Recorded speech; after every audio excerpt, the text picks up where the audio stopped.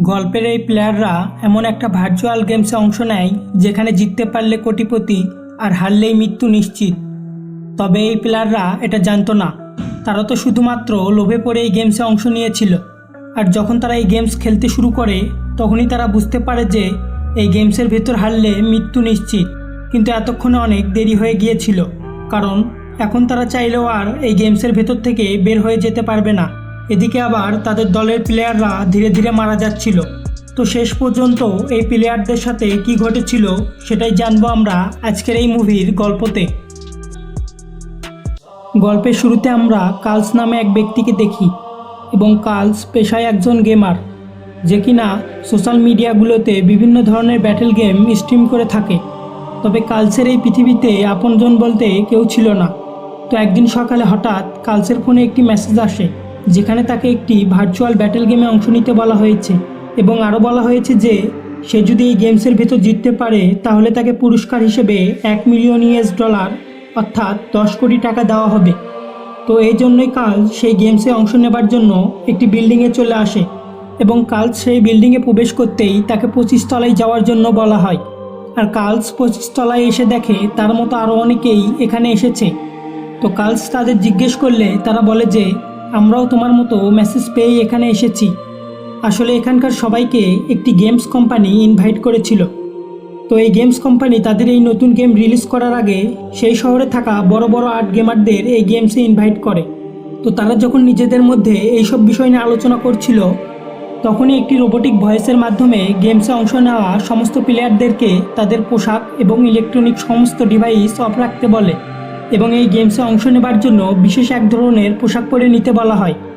আর এই গেমসে অংশ নিয়েছিল Carls, Shelley, Edward, Andre, Marco, Zahid, Adam এবং টেইলর, এবং এরা প্রত্যেকেই গেমার ছিল। তো তাদের পোশাক পরা শেষ হলে আবার সেই রোবোটিক ভয়েসের মাধ্যমে সবাইকে পাশের একটি রুমে নিয়ে আসা হয়, এবং তারা রুমের ভেতর প্রবেশ করার সঙ্গে সঙ্গে তাদের সামনে একটি স্ক্যানার ওপেন হয়। আর এটা দেখে সবাই অনেক অবাক হয়ে যায়, কারণ তারা বুঝতে পারছিল না যে তাদেরকে কি করতে হবে। কিন্তু এই সময় অ্যাটলাস সেই স্ক্যানারে নিজেকে স্ক্যান করে, এবং স্ক্যান করা শেষ হলে তাকে গেমস খেলার জন্য বিশেষ এক ধরনের স্যুট পরতে বলা হয়। আর এই প্রত্যেকটি স্যুটে তাদের সবার নাম লেখা ছিল। এরপর বাকিরা নিজেদেরকে স্ক্যান করায়। তো তারা সেই স্যুট পরার সঙ্গে সঙ্গে তাদের শরীরের সাথে সেই স্যুট অ্যাডজাস্ট হয়ে যায়। এদিকে বাকিদের স্যুট পরা শেষ হলেও জাহিদ সেই স্যুট পরে না, এবং সবাইকে বলে সে এই গেমসে অংশ নিতে চাচ্ছে না। তখন বাকিরা তার এই গেমসে অংশ না নেওয়ার কারণ জানতে চাইলে জাহিদ বলে, এই গেমসের স্যুট স্ক্যানার আমার কাছে সুবিধার মনে হচ্ছে না। আর এ সময় সেই রোবোটিক ভয়েসের মাধ্যমে তাদেরকে বলা হয় যে এই গেমসের সমস্ত প্লেয়ার অংশ না নেওয়া পর্যন্ত গেম স্টার্ট হবে না। তবে জাহিদ যখন রুমের দরজার কাছে গিয়ে সেই দরজা খোলার চেষ্টা করে, তখন সে দেখে এটা বাহির থেকে লক করা ছিল। আর এটা দেখার পর বাকিরাও একটু অবাক হয়ে যায়, কিন্তু তারা এটার দিকে কোনো গুরুত্ব দেয় না। বরং অ্যাটলাস জাহিদকে বলে, অযথা সময় নষ্ট করো না, বরং ভালো হবে আমাদের সাথে এই গেমসে তুমি অংশ নাও। আর এই সময় শেলি জাহিদকে বলে, দেখো জাহিদ, তুমি যদি এটাকে বিপজ্জনক মনে না করো তাহলে এটা কিছুই না। তাছাড়া আমরাও তো তোমার সাথে এই গেমসে অংশ নিচ্ছি, সুতরাং তোমার ভয় পাবার কোনো কারণ নেই। তো শেলির কাছ থেকে এসব কথা শোনার পর জাহিদ গেমস খেলতে রাজি হয়ে যায়। তাছাড়া এই মুহূর্তে গেমসে অংশ না নেওয়া ছাড়া তার কাছে আর কোনো উপায়ও ছিল না। এরপর জাহিদের স্যুট পরা শেষ হওয়ার সঙ্গে সঙ্গে গেম স্টার্ট হয়ে যায়, এবং সবাই যখন তাদের হেলমেটের সামনের অংশ নিচের দিকে নামিয়ে দেয়, তখন উচ্চ গ্রাফিক্সের কারণে তারা সবাই নিজেদেরকে একটি পরিত্যক্ত বিল্ডিংয়ে আবিষ্কার করে। আর এটা দেখে সবাই অনেক অবাক হয়ে যায়, কারণ এত উচ্চ গ্রাফিক্স গেমসে তারা এর আগে কখনো অংশ নেয়নি। তো এই সময় তারা তাদের হেলমেটের সামনের অংশ উপরের দিকে তুলে নিলে তাদের চারপাশের অবস্থা আবার স্বাভাবিক হয়ে যায়। এ সময় তারা বিল্ডিংয়ের জানালা দিয়ে বাইরের দিকে তাকালে দেখতে পায় তাদের পুরো শহর যুদ্ধের কারণে ধ্বংস হয়ে গিয়েছে। আর এসব বিষয় নিয়ে যখন সবাই আলোচনা করছিল, তখনই সেখানে একজন সার্জেন্ট চলে আসে, এবং সবাইকে তার সামনে লাইন হয়ে দাঁড়াতে বলে। এ সময় শেলি সার্জেন্টকে স্পর্শ করলে বুঝতে পারে এই সার্জেন্ট একটি সিমুলেটেড অর্থাৎ গেমিং ক্যারেক্টার। আসলে এই সার্জেন্টই তাদেরকে গেমসের পরবর্তী রুলস সম্পর্কে বলবে। এরপর সার্জেন্ট সবাইকে পাশের একটি রুমে নিয়ে আসে, এবং সেখানে রাখা গান সবাইকে নিতে বলে। তবে এ সময় আন্দ্রে গানটি আসল কিনা সেটা পরীক্ষা করার জন্য তার হেলমেটের সামনের অংশ তুলে নেয়, এবং সে দেখতে পায় এটা একটা সাধারণ গান। আর এ সময় সার্জেন্ট সবাইকে সেই গান দিয়ে ফায়ার করে দেখায়। আসলে এই গান শুধুমাত্র গেমসের ভেতরেই কাজ করবে, গেমসের বাইরে এটা একটা খেলনা মাত্র। এরপর সার্জেন্ট সবাইকে তাদের নিজ নিজ গান ফায়ার করে চেক করে নিতে বলে এবং সবার গান চেক করা হলে সার্জেন্ট সবাইকে এই গেমসের রুল সম্পর্কে বলতে থাকে এবং তাদেরকে বলে, তোমাদের বডিতে যে ভেস্ট রয়েছে তা একটি গুলি লাগার ফলে সঙ্গে সঙ্গে চলে যাবে। আর এটা কিভাবে কাজ করবে সেটা দেখানোর জন্য সার্জেন্ট জাহিদ এবং অ্যাটলাসের উপর ফায়ার করে এবং গুলি লাগার সঙ্গে সঙ্গে তাদের শরীর থেকে ভেস্ট চলে যায়। তবে গুলির আঘাতের কারণে তাদের শরীরে প্রচুর ব্যথা করতে থাকে। যদিও তারা একটি ভার্চুয়াল গেমে ছিল, তবুও এর প্রভাব তাদের শরীরে মারাত্মকভাবে পড়েছে। এরপর সার্জেন্ট সবাইকে বলে, আর দ্বিতীয় বুলেট অর্থাৎ ভেস্ট ছাড়া যদি গুলি তোমাদের শরীরে লাগে তাহলে সেটা তোমাদের শরীরে মারাত্মক ব্যথার সৃষ্টি করবে। একথা বলার পর সার্জেন্ট সবাইকে একটি করে পেইন কিলার দেয়, আর এই পেইন কিলার লাগানোর ফলে তাদের ব্যথা চলে যাবে। এ সময় সার্জেন্ট তাদেরকে সাবধান করে দিয়ে বলে যে গেমস চলাকালীন তাদেরকে আর কোনো প্রকার পেইন কিলার দেওয়া হবে না। এরপর সার্জেন্ট তাদেরকে গেমসের রুল সম্পর্কে বলতে থাকে এবং বলে, এই বিল্ডিংয়ের ভেতরে একদল দক্ষ সন্ত্রাসীরা দখল করে রেখেছে, আর তোমাদের কাজ হচ্ছে 25 তলা থেকে নিচতলা পর্যন্ত এইসব সন্ত্রাসীদেরকে শেষ করা এবং গেম শেষ করে যার পয়েন্ট সবচেয়ে বেশি হবে তাকেই দেওয়া হবে এই গেমসের পুরস্কার, অর্থাৎ $1,000,000। এ সময় রোবোটিক ভয়েসের মাধ্যমে তাদের সামনের দিকে এগিয়ে যেতে বলা হয়, আর এখান থেকেই এই গেমস স্টার্ট হয় এবং সমস্ত প্লেয়ার তখন ধীরে ধীরে সামনের দিকে এগোতে থাকে। তবে এ সময় হঠাৎ এক সন্ত্রাসী তাদের ওপর ফায়ার করে, তবে আন্দ্রে সঠিক সময় সেই সন্ত্রাসীকে মেরে ফেলে।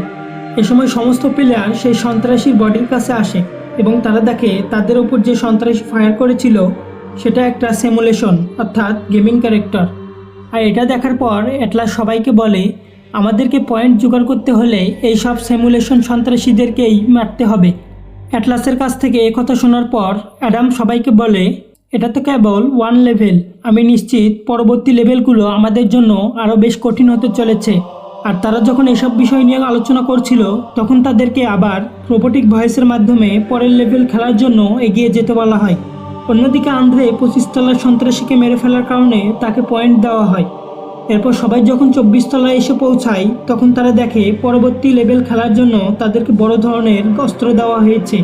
তো এ সময় আন্দ্রে সবাইকে বলে, তোমরা সবাই তোমাদের গানের বুলেট যতটা পারো কম ব্যবহার করবে, কারণ এতে বুলেটের পরিমাণ খুবই কম। তাছাড়া আমরা এটাও জানি না আমাদেরকে কত লেভেলে আবার বুলেট বা অস্ত্র দেওয়া হবে, সুতরাং আমাদেরকে সাবধান থাকতে হবে। এরপর সবাই ধীরে ধীরে আবার সামনের দিকে এগোতে থাকে এবং এ সময় অ্যাটলাস এক সন্ত্রাসীকে মেরে ফেলে, আর তখনই তাদের ওপর আরেকজন সন্ত্রাসী ফায়ার করে। তবে এ সময় আন্দ্রে অ্যাডামকে বাঁচাতে গেলে সন্ত্রাসীর বুলেট আন্দ্রের শরীরে লাগে এবং এতে করে তার শরীর থেকে সঙ্গে সঙ্গে ভেস্ট চলে যায়। আর এটা দেখে আন্দ্রে তাড়াতাড়ি সেই সন্ত্রাসীকে সেখানেই মেরে ফেলে। অন্যদিকে এসব সন্ত্রাসীদের দেখে টেলর অনেক ভয় পেয়ে যায়, যদিও এটি একটি উচ্চ গ্রাফিক্স গেম ছিল। টেলরের এই অবস্থা দেখে শেলি তাকে বলে যে তুমি যাদেরকে সন্ত্রাসী ভাবছো তারা তো একটি গেমিং ক্যারেক্টার মাত্র, তাছাড়া এরা তো কোনো মানুষ না। আর এই সমস্ত কথাগুলো বলে শেলি টেলরকে মোটিভেট করছিল। এদিকে এ সময় আবার কার্লস এক সন্ত্রাসীর গুলিতে আহত হয়ে পড়ে, আর এটা দেখতে পেরে শেলি সঙ্গে সঙ্গে সেই সন্ত্রাসীকে মেরে ফেলে। তবে এ সময় শেলি দেখে কার্লসের শরীর থেকে প্রচুর রক্ত বের হচ্ছে, এমনকি কার্লস ব্যথায় অনেক চিৎকারও করছে। আর এটা দেখে শেলি ভাবে এটা তো একটি গেমস মাত্র, তাহলে কার্লস চিৎকার করছে কেন? আর এটা দেখার জন্য শেলি তার হেলমেটের সামনের অংশ তুললে দেখতে পায় এখানে তো কার্লসের কোনো কিছুই হয়নি। তখন শেলি কার্লসকেও এটা দেখায় যে তার আসলে কিছুই হয়নি, কিন্তু কার্লস শেলিকে বলে তার অনেক যন্ত্রণা হচ্ছে এবং সে এটা সহ্য করতে পারছে না। কার্লসের চিৎকার শুনে এ সময় সেখানে আন্দ্রে চলে আসে এবং তার কাছে থাকা পেইন কিলার কার্লসের শরীরে পুশ করে দেয়, আর এতে করে কার্লসের শরীর থেকে ক্ষত সঙ্গে সঙ্গে সেরে যায়। এ ঘটনার পর কার্ল সবাইকে বলে যে এটা কোনো গেমস হতে পারে না, আমি ব্যথায় মারা যাচ্ছিলাম, আমাদের উচিত এই গেমস এখানেই বন্ধ করে দেওয়া। তো কার্লসের কথাগুলো শোনার পর অ্যাটলাস সবাইকে বলে এটা হয়তো আমাদের জন্য একটা পরীক্ষা, যাতে আমরা সবাই এই গেমস না খেলেই এখান থেকে চলে যাই। তবে তোমাদের যদি ভয় হয় তাহলে তোমরা যেতে পারো, কিন্তু আমি একা হলেও এই গেম শেষ করব, কারণ আমার 10 কোটি টাকার প্রয়োজন। এ সময় জাহিদ সবাইকে বলে আমার মনে হচ্ছে আমাদের মধ্যেই কেউ একজন এই গেমস কোম্পানির সাথে জড়িত আছে, এমনকি সে খুব ভালোভাবেই জানে এরপরে আমাদের সাথে কি কি হতে চলেছে। জাহিদের কাছ থেকে এ কথাগুলো শোনার পর অ্যাটলাস বলে, আমি হয়তো জানি সেটা কে হতে পারে। এ কথা বলে অ্যাটলাস আন্দ্রেকে ইশারা করে এবং তাকে বলে, তুমি তো এখানে আসার পর থেকে আমাদেরকে গাইড করছো। অ্যাটলাসের কাছ থেকে এ কথা শোনার পর আন্দ্রে সবাইকে বলে, তোমরা সবাই আমাকে ভুল ভাবছো। এইসব গান কিভাবে ব্যবহার করতে হয় সেটা আমি জানি, কারণ এর আগে আমি আর্মি ট্রেনিং নিয়েছি। তাছাড়া তোমাদের মতো আমিও তো এখানে ইনভাইট মেসেজ পেয়ে এসেছি। এ কথাগুলো বলার পর আন্দ্রে রেগে সেখান থেকে চলে যায়।